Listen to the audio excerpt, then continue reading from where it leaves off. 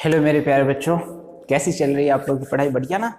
ठीक है, आशा करता हूँ बढ़िया ही चल रही हो। ठीक है, आज का जो हमारा टॉपिक है प्योरली इंडक्टिव सर्किट। जैसे हमने कैपेसिटिव पढ़ा था, प्योरली कैपेसिटिव सर्किट, वैसे ही प्योरली इंडक्टिव सर्किट है। ओके, जिसमें सिर्फ इंडक्टर कनेक्टेड होगा। अब देखो, मान लो सपोज करो कि एक यहाँ पर इंडक्टर लगा हुआ है और ये एक सोर्स है, जिस सोर्स का वोल्टेज जो है ना वो E है और उसकी वैल्यू कितनी है बेटा? E है। और ये क्या है? E not sine omega T. क्या हमें बातें समझ में आ रही है?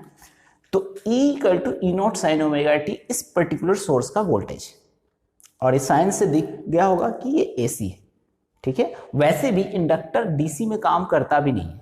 अब क्यों नहीं करता, कैसे नहीं करता, हम बात करते हैं। वैसे तो तुम जानता होगा कि फ्लक्स चेंज होता है, इसकी वजह से इंडक्टर क्या करता है? कुछ बताया था इंडक्टर के बारे में कि बैक ईएमएफ जनरेट करता है। तो बैक ईएमएफ जो जनरेट करेगा, कब जनरेट करेगा? जब इसका फ्लक्स चेंज होगा, तभी तो ईएमएफ जनरेट करेगा बैक। तो ये इस साइड ऐसे ईएमएफ जनरेट करेगा। अब मान लो, सपोज करो, अगर मान लो डीसी लगा दोगे तुम, तो फ्लक्स ही चेंज नहीं होगा, तो बैक ईएमएफ कहाँ से जनरेट होगा? मतलब inductor will not work on DC. ठीक है, डीसी पर वो काम नहीं करेगा। ओके, हम इसको मैथमेटिकली अभी प्रूफ भी कर देंगे, जैसे हमने कैपेसिटर के केस में प्रूफ किया था ना कि capacitor does not allow DC, DC को अलाउ नहीं करता क्योंकि वो ज़्यादा रेजिस्टेंस ऑफर कर देता है, उसको कैपेसिटिव रिएक्टेंस बोलते हैं। वो ज़्यादा ऑफर कर देता है जिसकी वजह से उसको क्रॉस नहीं कर पाता। क्या मेरी बातें समझ में आ रही? तो ये हो गया, इतना तो है। मान लो सपोज करो ये जो तुमने लिखा है ना, इसकी जो वैल्यू है वो EL है, मतलब वोल्टेज तो है, जो बैक ईएमएफ जनरेट हुआ है वो तो है, लेकिन किसका है? इंडक्टर का है। क्या हमें इतनी बातें समझ में आ रही? तो चलो अब इसमें ना KVL से घूम जाओ। ओके, पहले तो लिखो let E equal to E not sine omega, let voltage of, ऐसे लिख लो, वोल्टेज ऑफ सोर्स इज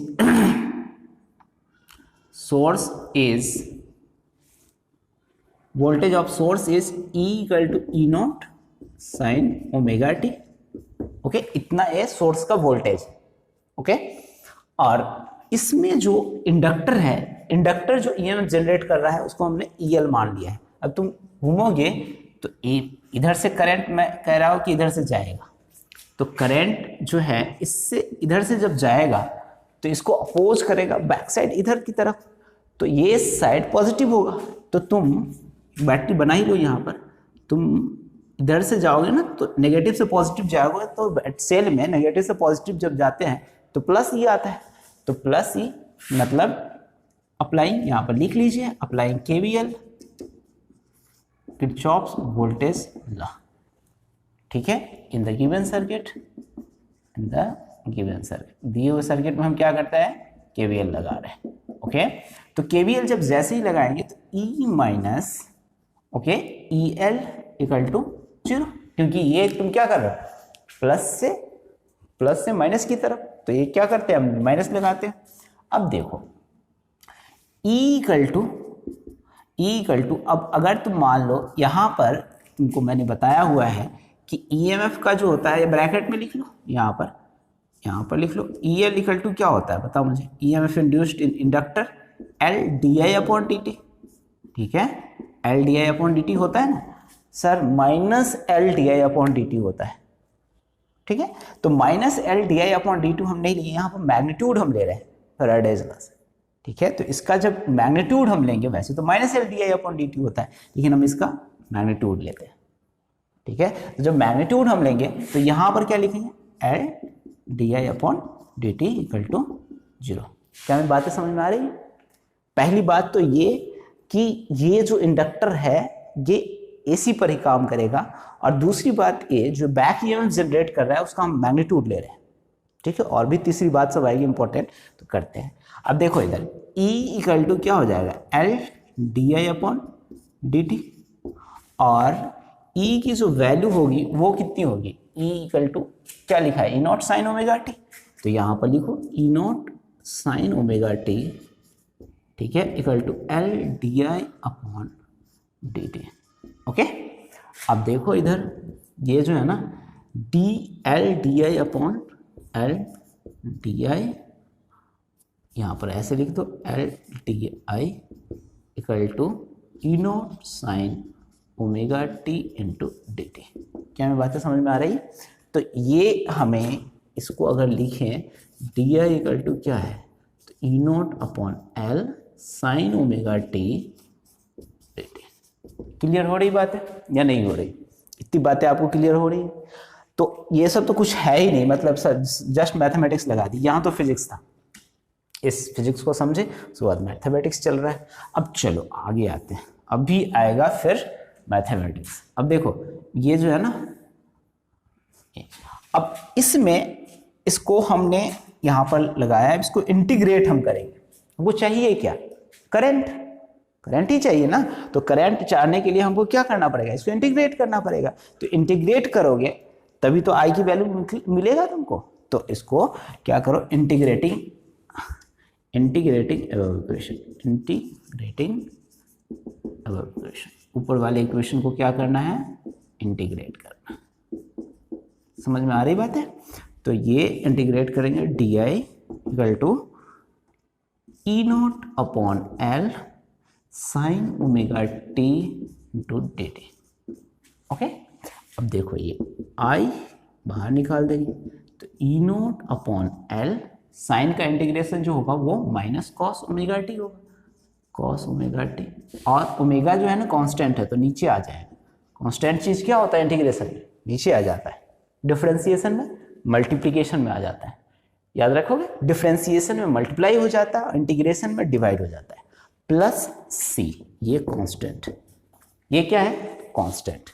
अब देखो इस ओमेगा एल को जैसे वहां कैपेसिटिव रिएक्टेंस बोलते हैं ना, वैसे ही यहाँ पर इंडक्टिव रिएक्टेंस बोलते हैं, लेकिन इसकी चर्चा हम थोड़ी देर में करेंगे। अभी मेन फोकस हमारा है कांस्टेंट पर, ठीक है? तो देखो कांस्टेंट जो है, चूंकि I equal to something plus something, और समथिंग में हम ये क्या लिख रहे हैं? कांस्टेंट। तो कांस्टेंट का मतलब हो गया ये वेरी नहीं करेगा, लेकिन ईएमएफ जो सोर्स हम दे रहे हैं वो वेरिएबल है। जो ईएमएफ लग रहा है ना इसमें, वो वेरिएबल है, टाइम के साथ वेरी कर रहा है। तो करंट भी क्या करेगा? वेरी करेगा। ऑफ कोर्स करंट भी क्या करेगा? वेरी करेगा। तो करंट जो वेरी करेगा, तो यहां पर कोई ऐसा टर्म जो कि कांस्टेंट हो, करंट का यूनिट किसका होगा? इस कांस्टेंट का यूनिट क्या होगा? जो करंट का यूनिट होगा। तो ऐसा कोई कांस्टेंट जो टाइम वेरिंग नहीं है, मतलब टाइम पर डिपेंडेंट नहीं है, वो तो एग्जिस्ट ही नहीं करेगा ना, क्योंकि करंट भी टाइम पर डिपेंडेंट है। क्यों? क्योंकि ईएमएफ टाइम पर डिपेंडेंट है। समझ में आ रही बात है? लिंक है आपस में। तो इसलिए एक फिर से रिपीट कर देता हूं, कांस्टेंट की यूनिट वही होगी जो करंट की होगी। क्यों? प्रिंसिपल ऑफ होमोजेनिटी से डायमेंशन में भी पढ़ा है तुम। इसके इक्वल टू समथिंग है, तो इसका जो वैल्यू होगा, जो यूनिट होगा, वही इसका भी यूनिट होना चाहिए। और हम कह रहे हैं ये कांस्टेंट है, तो मतलब कहने का ये टाइम वेरिंग नहीं है। और टाइम वेरिंग नहीं है तो करंट तो टाइम वेरिंग है, क्योंकि ईएमएफ टाइम वेरिंग है। टाइम वेरिंग मतलब टाइम के साथ वेरी करने वाला। तो here no constant will exist. अब देखो लपेटे में है ना, चूंकि ये इनडेफिनिट इंटीग्रेशन है तो यहाँ कांस्टेंट लगाना है, लेकिन फिजिक्स आ गया।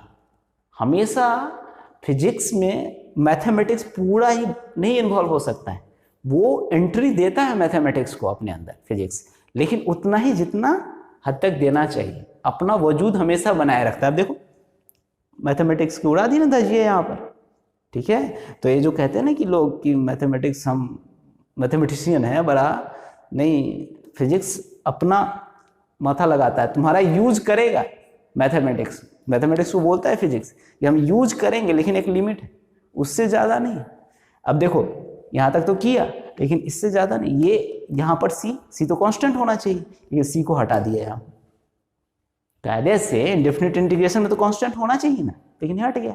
तो यहाँ पर स्टेटमेंट में लिख देता हूँ, here current is time varying, या तुम कह सकते हो करंट इज वेरिएबल, ठीक है, विथ रिस्पेक्ट टू टाइम, ऐसे भी लिख सकते हो। Current is time varying, so constant, so such constant which is not dependent on time cannot exist. Time cannot exist, नहीं एग्जिस्ट कर सकते। क्या हमें बातें समझ में आ रही है? मतलब कहने का ये सी का तो यहां से काम ही खत्म कर दो, जीरो हो जाएगा। ओके, शायद अब इससे ज्यादा इसको लेक्चर देने की जरूरत नहीं। अब आगे बढ़ते हैं और इसका करते हैं पोस्टमार्टम। एक तो ये है, ये समझ लो, और दूसरी बात ये इसका हम आई की वैल्यू को लेके आते हैं। ठीक है, तो अभी इसको रफ करो फिर आगे बढ़ो। अब ये जो चीज हो जाएगा वो कितना होगा, I equal to E not upon omega N, okay, और माइनस का कॉस ओमेगा टी। क्या हमें बातें समझ में आ रही है या नहीं आ रही?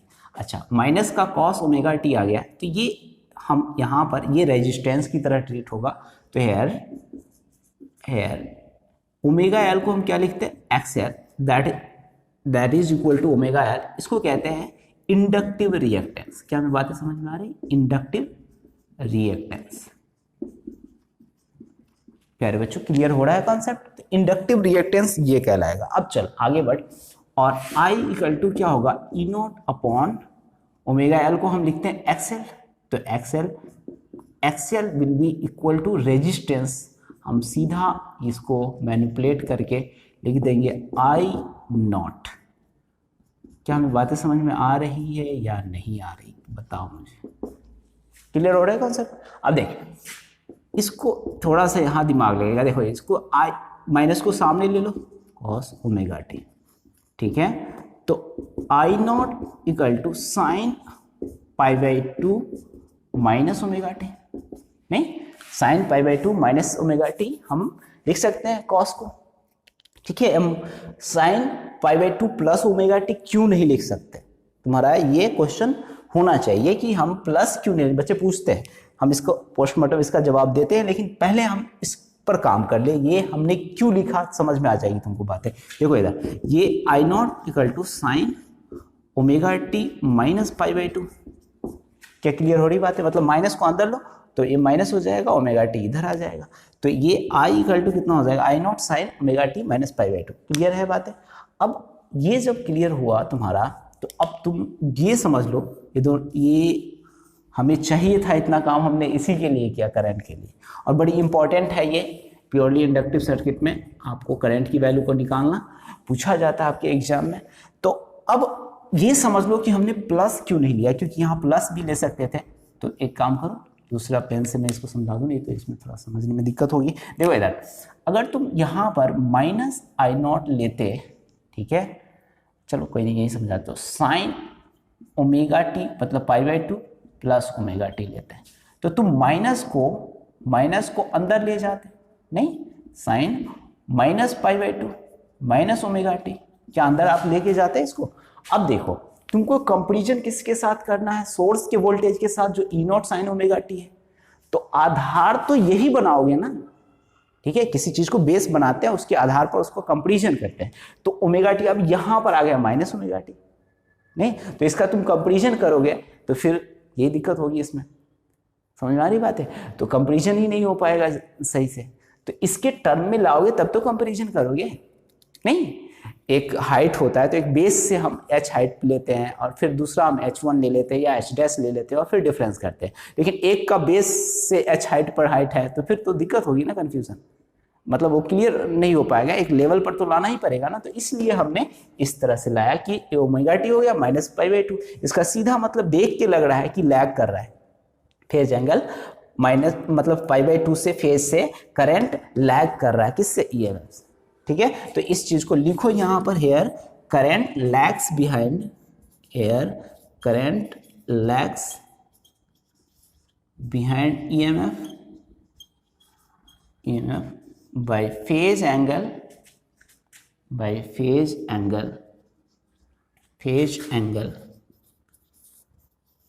या फेज डिफरेंस लिख लो, एंगल लिख दिया, फेज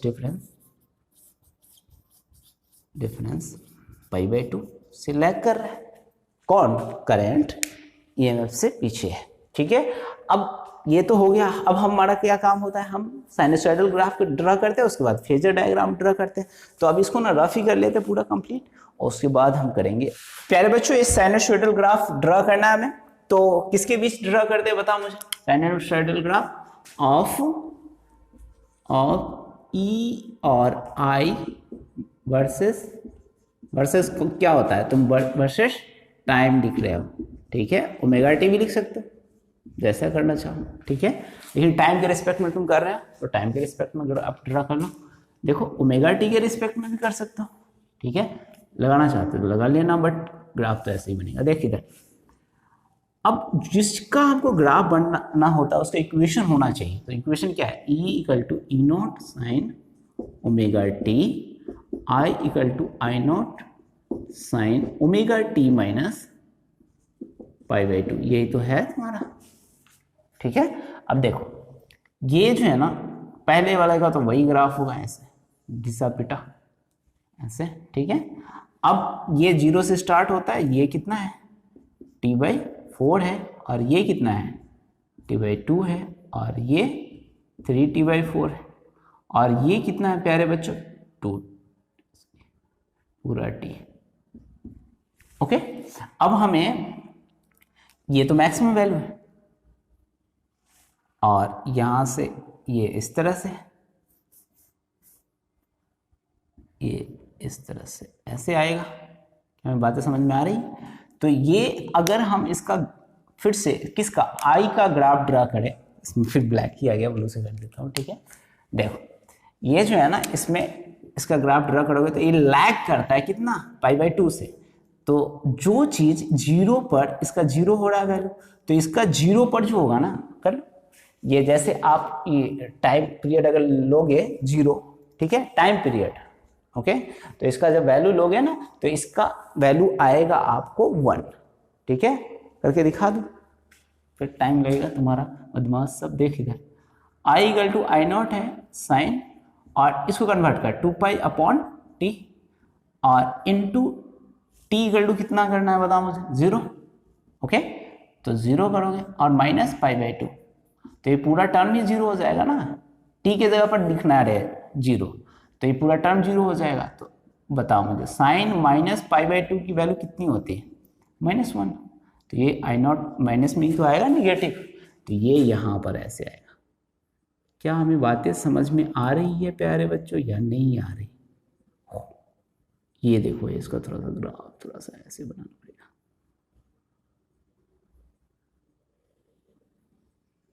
ये और ये ऐसे आएगा इस तरह से,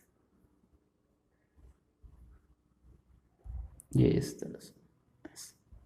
क्या बातें समझ में आ रही है? ये पीक वैल्यू आ जाएगा यहाँ पर, पॉजिटिव पीक, तो ये आई नॉट होगा, और ये मेरे प्यारे बच्चे ये जो होगा वो माइनस आई नॉट होगा, और ईएमएफ की जो वैल्यू होगी वो ई नॉट होगी। वो कितनी होगी, ई नॉट, ओके, इतना। अब ये तो ये माइनस ई नॉट होता है, ओके। तो ये वाई है, और या फिर ये वाई क्या है, ई नॉट, और आई को, ये ई और आई को रिप्रेजेंट करना है, और नीचे टाइम के रिस्पेक्ट में बना रहे हैं तो टाइम को रिप्रेजेंट कर रहे हैं, ठीक है। अब हम यहाँ पर फेजर डायग्राम ड्रा करेंगे, सिंपल और बहुत ही आसान तरीके से। अब देखो यहाँ पर ये तो हो गया, इसका यहाँ पर कर दो पार्टीशन, विभाजन, ठीक है। चलो यहाँ पर फेजर डायग्राम,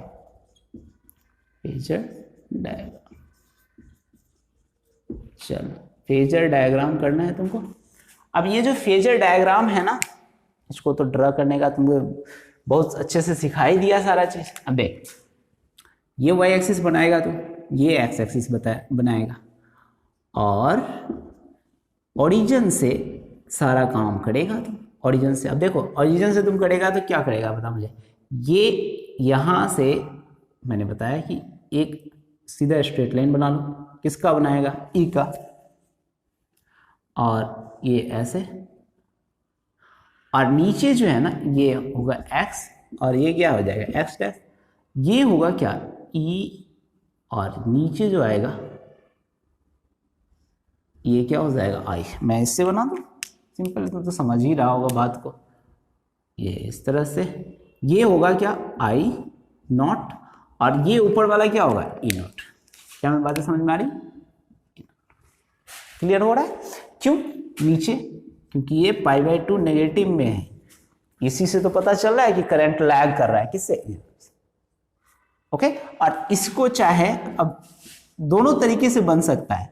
तो एक कहानी मुझे याद आ गई, इसलिए मैंने दोनों तरीके से बना दिया और तुमको सिखा दिया। जब जयपुर में हम पढ़ा रहे थे ना, तो एक बच्ची को पढ़ाया था, ठीक है। वो किसी कोचिंग इंस्टीट्यूट में जाती थी, बहुत अच्छे कोचिंग इंस्टीट्यूट में, ठीक है। और वहाँ पर किसी टीचर ने ये डायग्राम सिखा दिया, ये नहीं बताया। वो लड़ ली कि हमारे एनसीईआरटी में तो ऐसे दिया हुआ है, हमारे सर ने भी ऐसे सिखाया है। तो ये दोनों सिखाना पड़ता है। वैसे ये भी ठीक है और ये भी, दोनों तरीके से बना लो, ठीक है। देखो ये ओमेगा टी ऊपर जाएगा, क्या हमें बातें समझ में आ रही है? और ये ई नोट है, और यहाँ से ये 90 डिग्री होगा इसका, तो ये क्या होगा आई नोट। क्लियर हो रही बात? ठीक है। तो ये इस तरह से भी हम π/2 यहाँ लिखा दीजिए, यहाँ लिख देंगे। अब हमें ना फेजर डायग्राम तो क्लियर हो गया, समझ में आ गई बातें। अब हम फोकस करेंगे इंडक्टिव रिएक्टेंस पर, ठीक है। उसी को समझना है, इंडक्टिव रिएक्टेंस। रिएक्टेंस क्या है बेटा? Inductive reactance. क्लियर है बातें? देखिए इंडक्टिव रिएक्टेंस क्या होता है। जब कैपेसिटर रेजिस्टेंस ऑफर करता था तो कैपेसिटिव रिएक्टेंस होता था। अब इंडक्टर रेजिस्टेंस ऑफर कर रहा है तो इंडक्टिव रिएक्टेंस होगा। अब चूंकि ये रेजिस्टेंस की तरह नहीं होता कंप्लीट वैसे, तो इसलिए हम इसको इंडक्टिव रेजिस्टेंस नहीं बोल सकते, इंडक्टिव रिएक्टेंस बोलते हैं। तो opposition offered by inductor in the flow of current is known as अब कौन सा करंट होगा? तो एसी करंट होगा ऑफ कोर्स, क्योंकि डीसी में तो काम ही नहीं करता, अभी समझाया था। Is known as inductive reactance. क्या हमें बातें समझ में आ रही है या नहीं आ रही? ठीक है। तो अब इंडक्टिव रिएक्टेंस तो हो गया, नोन एज इंडक्टिव रिएक्टेंस। तो क्या था तुम्हारा XL equal to omega L. क्या इसका यूनिट रेजिस्टेंस के यूनिट की तरह होगा? Of course. ये यूनिट भी जो होगा, ऐसा यूनिट जो होगा वो क्या होगा? ऐसा यूनिट विल बी रेजिस्टेंस का यूनिट, ओम लिखेंगे, ओम, और ऐसे लिख लो ओम, ठीक है। अब इसका थोड़ा सा पोस्टमार्टम करते हैं और इसका ग्राफ ड्रा करते हैं। तो ग्राफ ड्रा करने से पहले हमें एक बात बताओ कि XL को यहां पर लिख दो, इसको रफ कर लो, यहां पर लिख दो। देखो ये जो XL है, इस XL को क्या लिख सकते हैं? ओमेगा एल, और XL इक्वल टू ओमेगा की जगह पर क्या होगा? 2πf into L. क्या? अब मान लो, सपोज करो फॉर डीसी, एसी के लिए बात करते हैं, फॉर डीसी एफ क्या होता है? 0। फ्रीक्वेंसी उसका क्या होता है? 0, क्योंकि वो टाइम के साथ वेरी ही नहीं करता। तो फ्रीक्वेंसी जब 0 होगा तो XL की वैल्यू क्या होगी? 0। तो फॉर प्योरली इंडक्टिव सर्किट, ठीक है, या फिर तुम कह लो अगर सिर्फ डीसी रहे, ठीक है, सिर्फ डीसी करंट फ्लो हो, तो वैसे केस में XL की वैल्यू क्या हो जाएगी? 0 होगी। तो वो कोई रेजिस्टेंस ही ऑफर नहीं करेगा, सीधा पास हो जाएगा। तो यहां पर डीसी से कोई प्रभावित नहीं होता, डीसी को अपोज नहीं करता इंडक्टर। अब फॉर एसी देखो, एसी के लिए क्या हो जाएगा? यहां पर फ्रीक्वेंसी है तो XL directly proportional to frequency, नहीं, जो इंडक्टिव रिएक्टेंस होगा वो फ्रीक्वेंसी के डायरेक्टली प्रोपोर्शनल होगा। मतलब एसी का जितना ज्यादा फ्रीक्वेंसी होगा, इंडक्टर उतना ही अपोज करेगा उसको। तो अब लिख, इसमें लिख, इसका ग्राफ बनाओ। तो अगर ग्राफ हम देखें, ग्राफ बिटवीन, ये ग्राफ किसके किसके बीच बना रहे हो तुम? इंडक्टर एंड फ्रीक्वेंसी के बीच, ठीक है। तो XL वर्सेस F। अगर तुम देखोगे तो तुमने ये कुछ नेचर तुमको पता चल रहा है, Y डायरेक्टली प्रोपोर्शनल है X का, तो ये 0 है और यहां से ऐसे जाएगा, ठीक है, ग्राफ बिटवीन, यहां पर लिख दो या यहीं पर लिख देता हूं, ग्राफ बिटवीन एक्सएल वर्सेस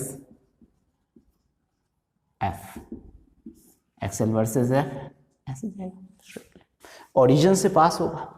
बातें समझ में आ रही, क्लियर हो रहा है कॉन्सेप्ट? तो this is the complete analysis of purely inductive circuit. ठीक है, मिलते हैं फिर नेक्स्ट सर्किट में। ठीक है, तब तक वीडियो वॉच करने के लिए धन्यवाद and God bless you all.